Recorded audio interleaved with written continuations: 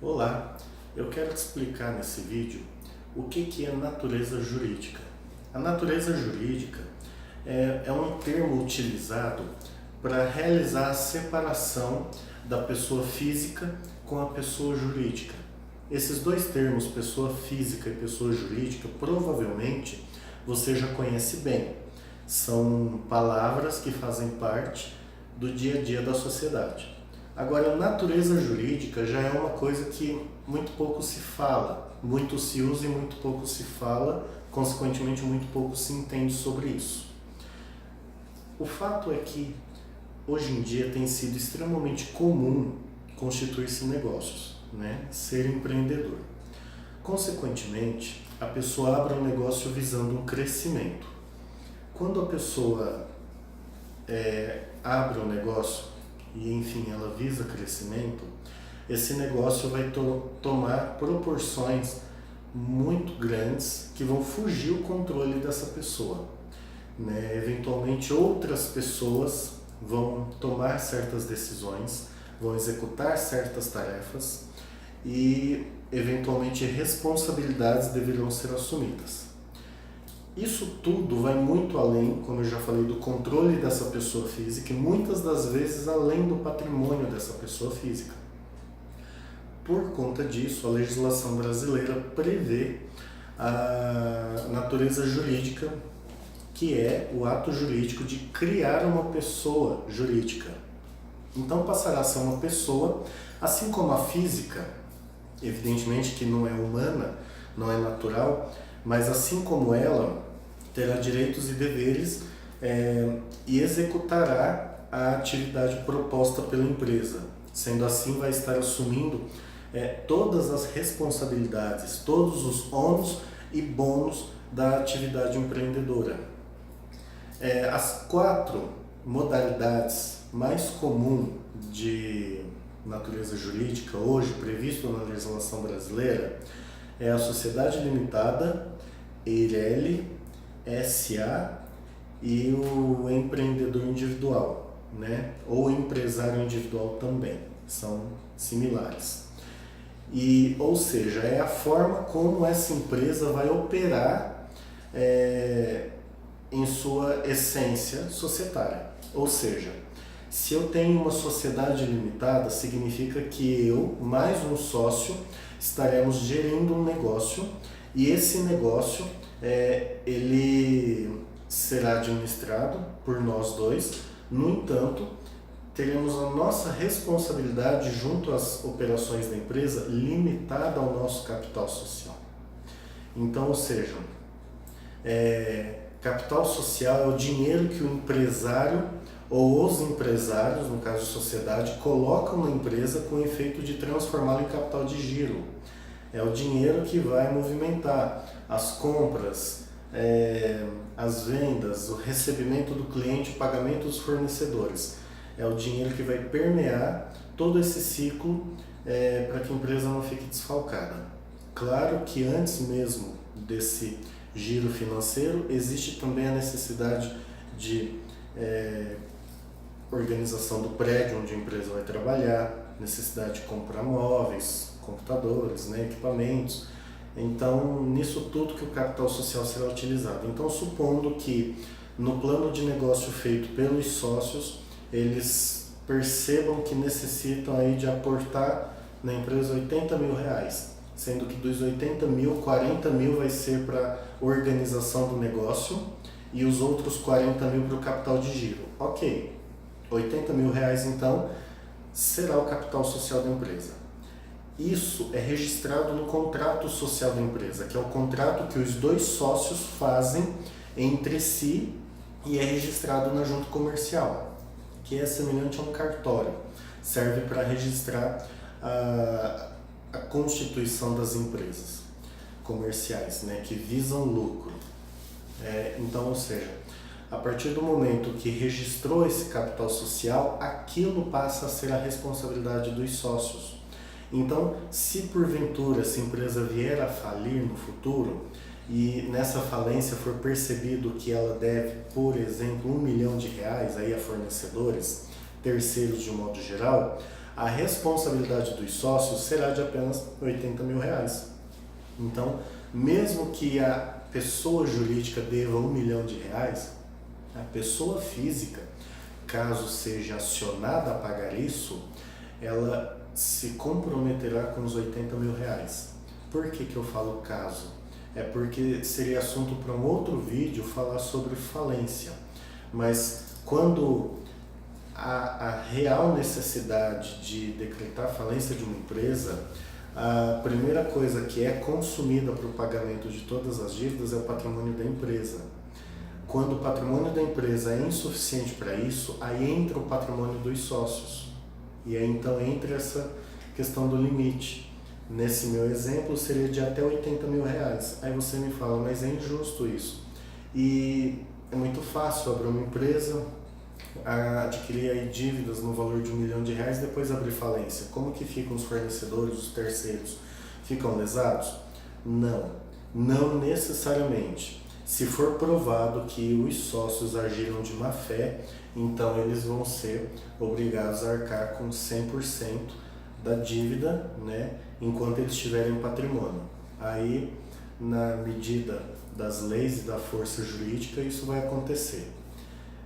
Se não, aí sim eles ficarão no prejuízo, mas entenda que precisa ser percebido uma intenção, né, de lesão. Se não houve essa intenção de lesão, aí prevalece o regime de sociedade limitada, ou seja, o capital será limitado. Agora, falando um pouco de outra vertente, seria a EIRELI, que é a Empresa Individual de Responsabilidade Limitada. É semelhante a tudo isso que eu acabei de falar, dessa questão de limitação ao capital social, só que ao invés de a empresa ser constituída e gerida por uma sociedade, assim será por uma única pessoa. Então essa única pessoa terá o seu capital totalmente protegido pelo seu capital social integralizado. Então não há necessidade de eu refalar tudo, sendo que é semelhante.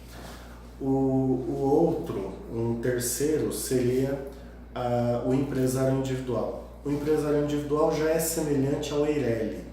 Então não é uma sociedade, é uma única pessoa que se destinou a constituir uma empresa, só que esse não vai ter nenhuma proteção jurídica sobre o seu patrimônio pessoal. Toda e qualquer dívida, responsabilidade assumida pela pessoa jurídica deverá ser arcada, caso a pessoa jurídica não tenha condições de arcar com isso, será arcado pela pessoa física. Não há nenhuma proteção jurídica nesse sentido. É basicamente a pessoa trabalhando em conta própria. E, por último, não é o último previsto na legislação brasileira, mas é o último que eu vou relatar aqui no vídeo, porque o meu intuito é lhe ensinar coisas práticas, coisas do dia a dia, né, e não te ensinar sobre legislação a fundo. Para isso existem outros vídeos e outros canais, né, outros materiais. Mas o meu foco aqui seria esse, e o último seria a sociedade anônima.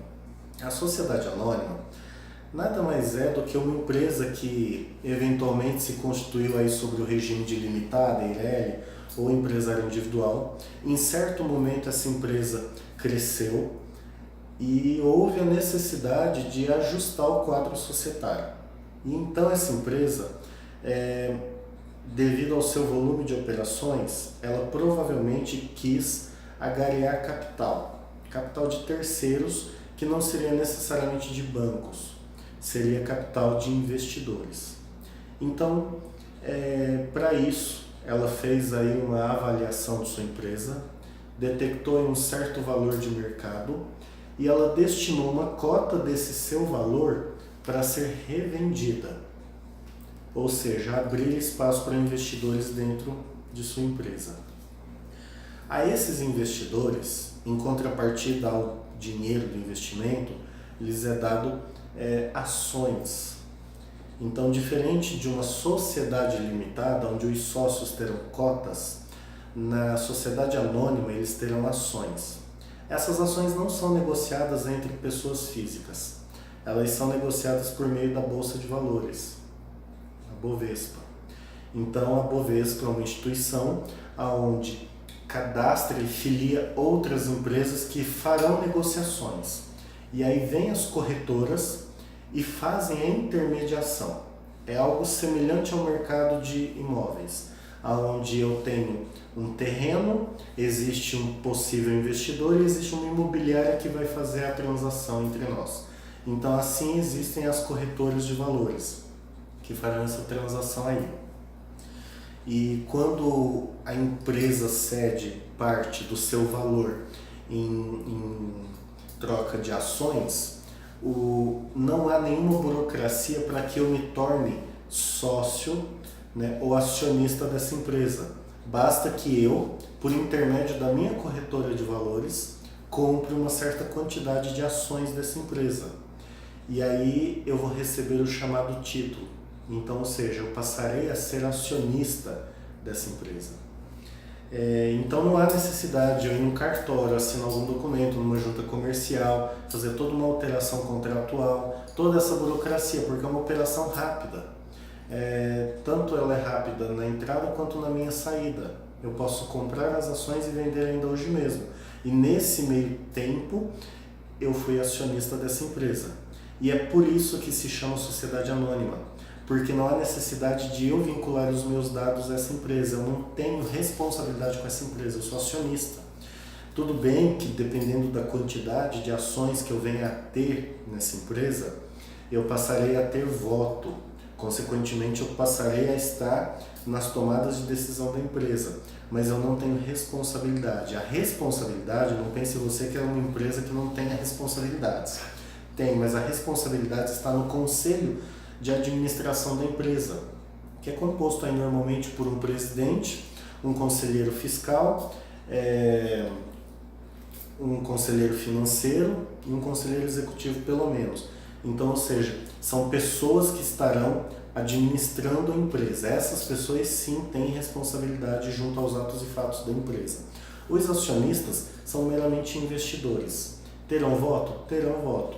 Mas a grande maioria tem ênfase apenas no investimento. Então, por conta disso, é anônima, porque não dá para conhecer quem são os acionistas. Eles estão entrando no quadro societário e saindo ao mesmo tempo. Então, se trata apenas de uma operação de capital e não necessariamente uma operação societária. Então, o meu intuito foi te mostrar de uma forma um pouco clara e objetiva, talvez vaga, mas eu vou melhorar em outros vídeos no sentido de te trazer outros conteúdos, como por exemplo, falando melhor um pouco sobre bolsa de valores, empresas de capital aberto, sociedades anônimas. Vou estar falando um pouco melhor sobre sociedades limitadas, falando sobre falência e inúmeros outros vídeos. Mas o intuito é sempre vídeos rápidos, onde você possa absorver as pequenas dúvidas do dia a dia e terem elas solucionadas. Tá? Muito obrigado e se inscreva no canal para continuar vendo outros vídeos.